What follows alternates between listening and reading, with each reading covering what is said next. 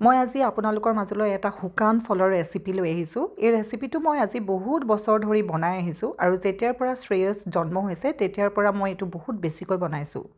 আগতে যেতিয়া সি সৰু হৈ আছিলে মই এই গোটেইখিনি বনাই মিক্সিত পিচি এটা পাউডাৰ বনাই থৈছিলোঁ আৰু তাৰ খাদ্যত সদায় মই মিলাই পেলাই দিছিলোঁ।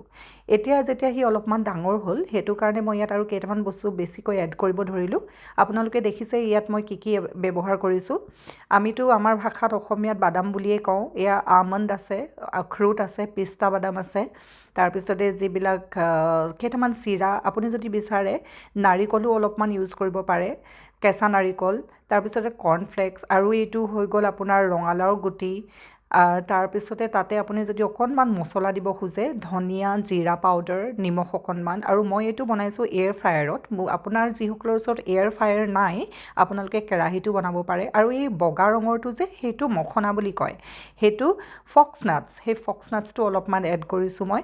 আৰু তাতে আমাৰ নৰসিংহ পাত কেইটামান দি পেলাই মই এয়াৰ ফ্ৰায়াৰত 8 মিনিট 180 ডিগ্ৰীত মই বনাই দিছোঁ। আপোনালোকে যদি এয়াৰ ফ্ৰায়াৰ নাই আপোনালোকে কেৰাহীটো এটা বস্তুকে অলপমান ঘি দি পেলাই, নহ'লে অকণমান মিঠাতেল যদি বিচাৰে মিঠাতেলতো ভাজিব পাৰে, আৰু যদি নাৰিকল তেল যিসকলে খায় নাৰিকল তেলতো ভাজিব পাৰে। আৰু এইখিনি চাওকচোন ইমান ধুনীয়াকৈ হৈ যায় যেতিয়া বনোৱা হয়।